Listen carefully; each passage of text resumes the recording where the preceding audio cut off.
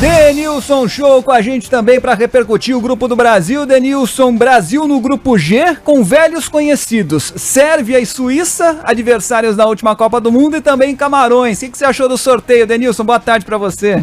Boa tarde, Fábio. Boa tarde a todos que estão participando aí desse sorteio, de um dia importante para a seleção brasileira. O Vídeo Band News FM, um grande abraço a todos vocês. Gostei do sorteio.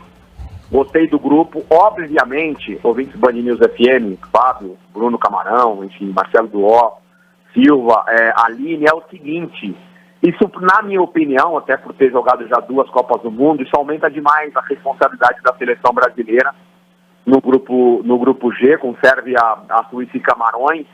Times africanos normalmente, fisicamente, são bem preparados.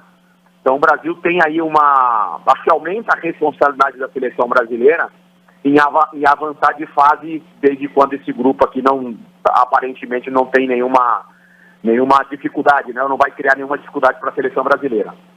Pensando mais pra frente, né, Denilson, no cruzamento com o grupo H, com Portugal, Gana, Uruguai e Coreia do Sul. A gente tem que ser otimista, né? Você acabou de falar, o grupo não deve apresentar grandes dificuldades para a seleção brasileira, mas pensando no confronto, o grupo H chega pesado, né?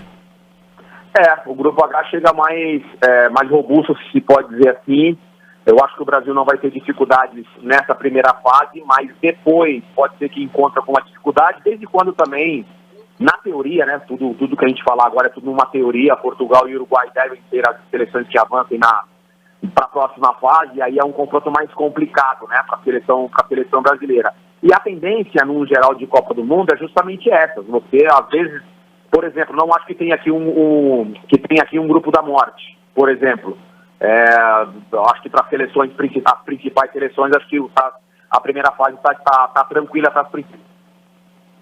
Da fase seguinte, aí as coisas já vão começar a se complicar ainda mais. Eu acho que seria até interessante ser um dos confrontos.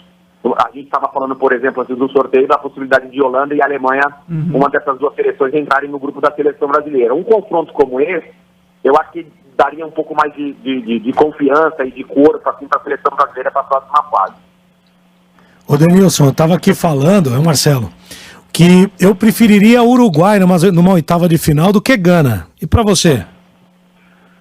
O Uruguai é um time mais envelhecido, né? Assim como o Chile, obviamente que não está na Copa do Mundo, não se classificou para a Copa do Mundo, o Uruguai está com uma dificuldade em reformular a sua seleção. A seleção de Gana, esses times normalmente fisicamente são muito bem preparados e tem uma certa irresponsabilidade, se pode dizer dessa forma. Então eles jogam o jogo de uma forma mais leve e às vezes isso pode atrapalhar, mas concordo com você.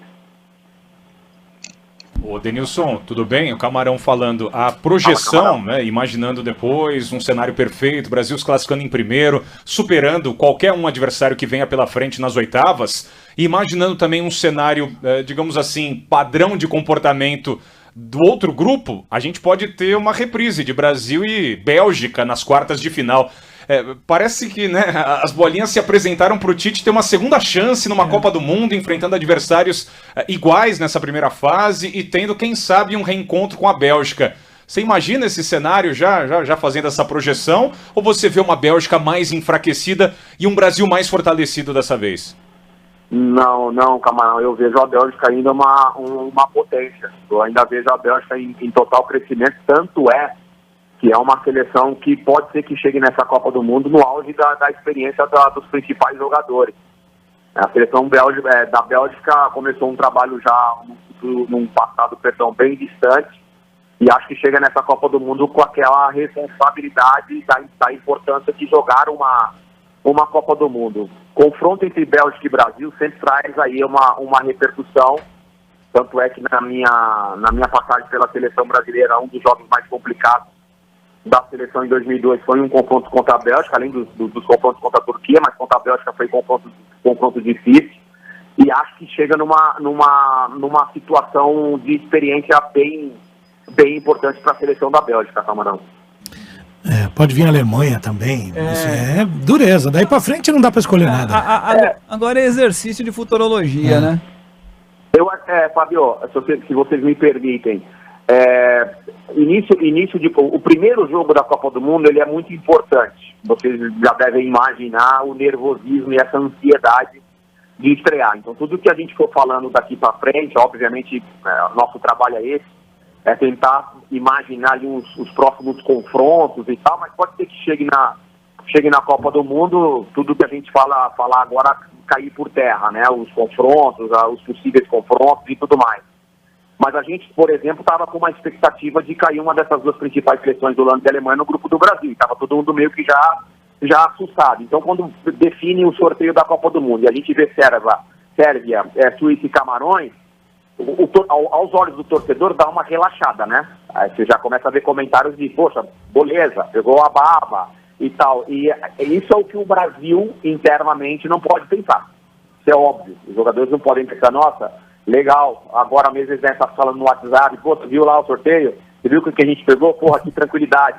Não, a Copa do Mundo é um torneio muito curto, um torneio muito difícil e que exige bastante a questão emocional, o equilíbrio emocional numa Copa do Mundo. Então o Brasil não pode achar que depois desse sorteio definido hoje vai ter facilidade na Copa do Mundo.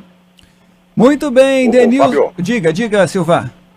deixa eu só aproveitar esse gancho do Denilson. Ele Manda. falou do aspecto emocional. Neymar, como é que você acha que vai estar o Neymar em novembro no Catar, Denilson? Baseado nas experiências que a gente já teve com o Neymar na seleção brasileira, nessa fase que ele vive complicada, sendo muito contestado no Paris Saint-Germain. Eu não estou falando do aspecto técnico e nem físico. Exatamente é isso que você acabou de dizer. O emocional, o comportamental do principal jogador dessa seleção brasileira. Eu acho que daqui, um abraço, Silva, eu acho que daqui para frente, o Neymar ele precisa ter um comprometimento perante a mídia e principalmente internamente, sabe? Assim, obviamente a gente não tem responsabilidade nenhuma no comportamento do Neymar, a gente repercute quando acha que está certo, quando acha que está errado, e a gente dá a nossa opinião, mas eu acho que daqui para frente ele tem que tomar cuidado com as palavras, com as frases, ser comprometido com o Paris Saint-Germain ou não, porque pode ser que no meio do ano resolva sair do Paris Saint-Germain e vá para outro time. O fato é, Silva, na minha opinião, tá? Acho que é a última Copa do Mundo do Neymar. E eu acho que ele deve pensar muito nisso, deve colocar na balança. É a minha última Copa do Mundo. Eu estou falando isso até por causa de declarações do próprio Neymar. Ele não sabe se vai continuar jogando futebol, não sabe se vai parar, se vai continuar, se vai vir para o Brasil, se não vai.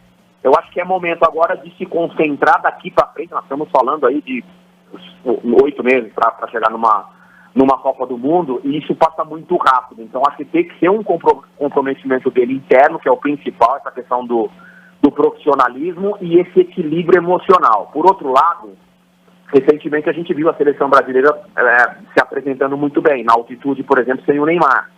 Não estou falando que a seleção brasileira não precisa do Neymar, mas a sensação que ficou para nós, cronistas esportivos, e também para o torcedor, que não existe a dependência do Neymar na seleção brasileira como 3, 4, 5, 6 meses, como muita gente falava muito dessa dependência da seleção com o Neymar. Pode ser que isso também motive o Neymar. Ah, legal, as pessoas estão achando que a seleção não precisa de mim e tal, e aí chamar essa responsabilidade.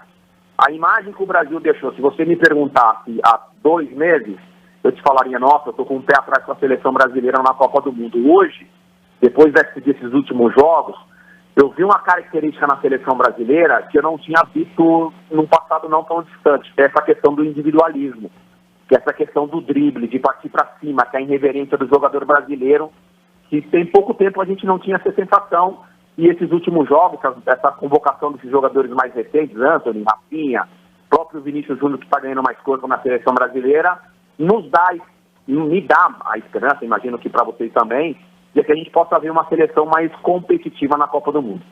É isso, tomara, também tenho essa impressão, o Brasil cresceu muito nessa reta final das eliminatórias. Denilson, obrigado, um abraço. Imagina, obrigado, um abraço a vocês e bom trabalho.